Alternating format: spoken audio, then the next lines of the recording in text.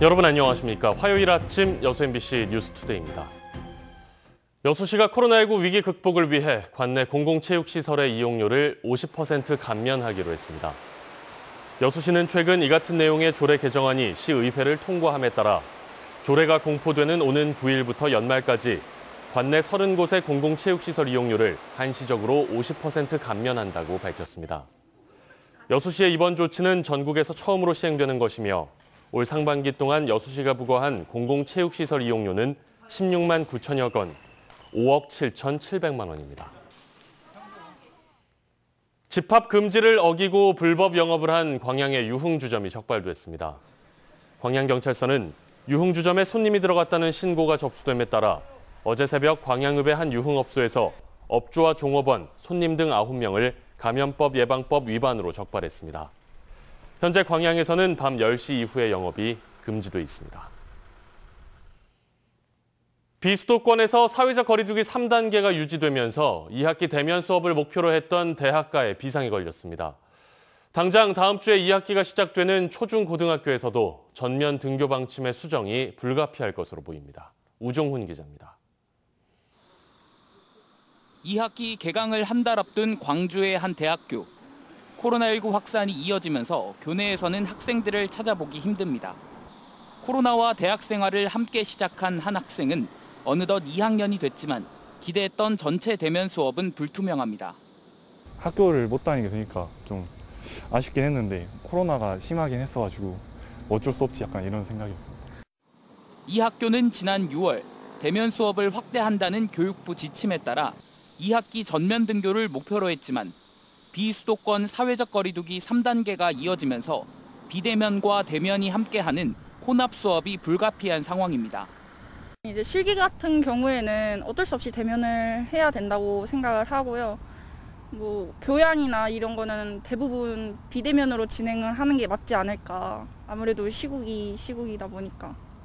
수도권 대학들이 속속 온라인 개강의 뜻을 밝히고 있는 가운데 연일 2자릿수 이상의 확진자가 나오는 광주 주요 대학들도 2학기 개강을 고민하기는 마찬가지입니다. 전남대는 사회적 거리 두기가 3단계를 유지할 시 일부 시험을 비대면으로 보고 수강 인원이 20명을 넘겨 강의실 내 거리 두기 확보가 힘든 수업은 온라인 수업을 병행할 계획입니다. 호남대는 2학기 전면 등교를 계획했지만 학년별로 등교 일정을 조정하는 방안을 선택할 가능성이 높고 논의를 진행 중인 광주대도 개강 후 2주간은 비대면 수업이 불가피한 걸로 보고 있습니다. 어제도 광주 광산구 소재 대학생이 타 지역 확진자와 접촉해 확진 판정을 받는 등 지난 한 달간 광주 전체 확진자의 3분의 1이 20대에서 나왔습니다. 이르면 이번 주, 늦어도 9월이면 개학을 맞이할 초중고등학교 역시 전면 등교 방침의 수정이 필요한 상황이어서 코로나로 인한 교육 격차가 심화되는 건 아닌지 우려가 나오고 있습니다. MBC 뉴스 우종훈입니다. 순천만 가든마켓 주식회사 설립을 위한 예산이 시의회를 통과했습니다. 이에 따라 민간 주주 모집 등의 후속 절차가 진행될 예정인데요. 생존권 보호를 요구하는 소상공인들의 반발이 여전히 거셉니다. 문형철 기자입니다. 순천만 국가정원 인근에 건립 중인 가든마켓입니다. 국비를 포함해 240억 원이 투입된 곳으로 정원수와 정원 자재를 전문적으로 유통하는 대규모 시설입니다. 순천시는 이 가든마켓을 직영이나 위탁이 아닌 주식회사 형태로 운영하겠다며 시의회에 출자금 10억 원을 요청했고 의회는 지난주 임시회를 열어 예산안을 통과시켰습니다. 가든마켓 주식회사의 초기 운영자금은 총 20억 원. 순천시는 나머지 10억 원의 출자금을 확보하기 위해 오는 5일부터 민간 주주 모집 절차에 들어갈 계획입니다. 민간 주주는 농업인을 포함해서 모든 시민이 참여가 가능하며 주주 모집 계획이 완료되면 창립 총회를 거쳐서 10월 초에 법인 설립이 마무리될 예정이고 부지 변경 등 여러 난항을 겪어왔던 가든마켓 건립 사업은 올해 5월 출자 예산안이 전액 삭감되면서 다시 한번 지연될 상황에 처했습니다. 다행히 2달 만에 시의회의 동의를 얻어내 당초 목표했던 10월 출범을 기대할 수 있게 됐지만 꽃집 상인들의 반발은 여전히 거셉니다. 정원과 관련된 물품을 종합적으로 취급하는 가든마켓이 운영될 경우 생계에 직격탄을 맞을 수 있다는 우려 때문입니다. 순천시는 관내 꽃집에서 취급하는 식물과 자재는 판매하지 않겠다고 밝혔지만 소상공인들은 수익을 추구하는 주식회사의 특성상 이 같은 방침은 언제든 바뀔 수 있다며 회사 설립이나 운영 과정에 상인들의 참여를 보장해야 한다는 입장입니다. 불보듯 뻔한 어려움에 처하게 되고 문을 닫아야 될 형편에 처하니까 꽃집들이 참여할 수 있고 의사를 전달할 수 있는 어떠한 방안을 마련해 주실 것을. 순천 지역 300여 개 꽃집으로 구성된 화훼문화발전협의회는 지난 주말 이사회를 열고 이 같은 소상공인 보호 대책을 시와 의회에 공식적으로 요구하기로 했습니다. 이와 관련해 순천시는 소상공인들의 경영 참여 여부는 지금 단계에서 결정할 수 있는 사안이 아니라며 향후 충분한 논의를 통해 상생 방안을 마련할 계획이라고 설명했습니다. MBC 뉴스 문형철입니다. 여수 플랜트 건설 노사는 어제 노사 대표와 여수시, 여수상위, 노동청 관계자 등이 참석한 가운데 올해 임금협약 조인식을 갖고 산업평화정착 공동선언문을 발표했습니다. 노사는 지난 5월 말부터 16차례의 협상과 여수시 노사민정협의회가 주관한 노사대표 간담회 등 수차례 협상 끝에 지난달 26일 기능공과 조력공 5,200원, 여성 4,000원, 용접수당 2,600원을 하루 일당에서 정액 인상한다는 잠정 합의안에 최종 서명했고 지난달 28일 노조원 찬반 투표에서 80%의 찬성으로 최종 확정했습니다. 여수 광양항의 올 상반기 처리 물동량이 지난해 같은 기간보다 늘어난 것으로 집계됐습니다. 여수 광양항만공사에 따르면 올 상반기 여수 광양항에서 처리한 물동량이 지난해 같은 기간보다 5.8% 늘어난 1억 4,500만 톤을 달성했습니다. 특히 코로나19로 세계 경기의 어려움 속에서도 여수 광양항의 수출입 화물이 1억 2,800만 톤으로 국내 수출입 화물 처리 1위의 항만의 자리를 지켰습니다. 공사 측은 이 같은 추세라면 올해 목표 물동량 2억 9,500만 톤 초과 달성도 가능할 것으로 예상하고 있습니다. 광양시의 일부 노인 일자리 지원 사업이 부실하게 운영되고 있다는 의혹이 제기됐습니다. 실제로 일하지 않은 사람이 명단에 이름만 올려놓고 인건비를 부당 수급했다는 건데 부당 수급 의혹을 받고 있는 당사자는 사실과 다르다며 법적 대응을 예고했습니다. 김주희 기자입니다. 광양시 마동의 한 실내 게이트볼장입니다. 이 구장에는 광양시 노인 일자리 사업의 형태로 지난 2019년부터 최근까지 A씨가 일해왔습니다. A씨의 주요 업무는 회원들에게 타법을 가르쳐주고 구장 주변의 환경 정화 활동을 하는 겁니다. 그런데 정작 이 게이트볼 협회 회원들은 A씨에게 타법 지도를 받은 적이 없고 환경 정화 활동을 하는 모습 역시 본 적이 없다고 말하고 있습니다. 저희들은 이제 최근에 이런 문제가 불거져서 그분이 여기 노인 일자리 하셨다는 것을 알게 된 거지 전혀 몰랐어요. 협회 내 한 관계자는 A씨가 노인 일자리 사업 명단에 이름만 올려놓고 실제로는 일도 하지 않고 인건비만 챙긴 유령 근로자라고 주장합니다. A씨가 이런 방식으로 매달 27만 원씩 30개월여 동안 부당하게 인건비를 챙겨왔다는 겁니다. 19년 1월 1일부터 일도 하지 않았는데 부정수급을 했다는 거죠.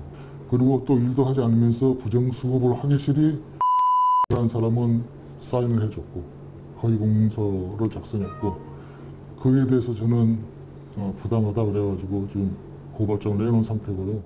A씨는 현재 제기되고 있는 의혹에 대해 사실과 다른 의매일 뿐이라며 법적 대응을 예고했습니다. 코로나19의 확산 상황 속에서 자신이 비대면 형태로 성실하게 업무를 계속했었다는 겁니다. 코로나 때문에 제대로 문을 못 열고 문이 닫혀 있기 때문에 주변에 가서 그 일지에도 보면은 주변 청소, 주변 정리 그렇게 돼 있고 그렇습니다. 논란이 확산되면서 광양시는 지난달 A씨를 공공일자리 사업 대상자에서 긴급히 제외하고 경찰 수사 결과를 주시하고 있습니다. 경찰 수사 결과가 사실이라면은 저희들이 그 복지부 지침에 의해 가지고 환수 조치하고 다음 해년 또 1년 동안 사업 중단시키고 예를 들어서 미납 시에는 최장 5년간 그분이 노인 일자리에 참여를 할 수 없도록 저희들이 단호하게 조치를 시키도록 하겠습니다. 광양시가 지역 소외계층 노인들의 복지 지원을 위해 매년 지원하는 노인 일자리 사업 예산만 100억여 원. 일부 사업 예산 집행에 대한 투명성 논란이 제기되면서 전반적인 점검과 체계적인 관리가 필요하다는 지역 내 목소리가 커지고 있습니다. MBC 뉴스 김주입니다. 부당 인사와 직장 내 괴롭힘 등을 놓고 지역 예술단체 노조와 행정기관의 갈등이 수개월째 이어지고 있습니다. 지도 감독에 대한 명확한 지침 마련과 보다 적극적인 중재 노력이 아쉽습니다. 한신구 기자의 보도입니다. 지난 4월 말 불거진 광주 비엔날레 재단 내 불협화음이 3개월 넘게 지속되고 있습니다. 부당 인사 논란 등 전 대표의 갑질 의혹이 논란의 핵심입니다. 노조 측은 노동청 조사 결과 전 대표의 부당한 업무 배제와 사적인 업무 지시 등이 확인됐다면서 광주시의 책임 있는 조치 이행을 거듭 촉구하고 있습니다. 직장 내 괴롭힘 피해자들의 이야기를 제대로 듣고 올곧은 행정조직 기구로서 돌아오기를 바랍니다. 전남도 산하 도립국악단에서도 비슷한 논란이 4개월 넘게 이어지고 있습니다. 고용유지 서약서를 반복적으로 강요하고 이에 따르지 않는 단원들에게는 부당한 인사와 일방적인 외부활동 금지 등 인권 유린 행태를 반복했는데도 책임자들의 처벌이 이루어지지 않았다는 겁니다. 피해 단원에 대한 진심 어린 사과는 물론 원상 회복 조치와 재발 방지 대책이 마련돼야 할 것입니다. 이 같은 갈등의 배경엔 예산을 지원하는 자치단체의 관리 감독이 제대로 이루어지고 있냐는 문제가 깔려 있습니다.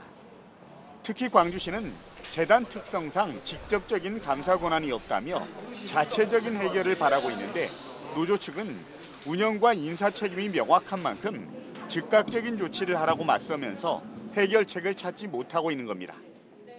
문화예술의 본고장을 내세우고 있는 광주와 전남. 하행과 갈등이 반복되지 않도록 지역사회 내부의 적극적인 중재 노력과 함께 지도 감독 등에 대한 구체적인 지침 마련 등 적극적인 행정이 필요해 보입니다. MBC 뉴스 한신구입니다. 전남도 인권센터의 조사 결과 도립국악단에서 직장 내 괴롭힘과 인권 침해가 확인됐습니다.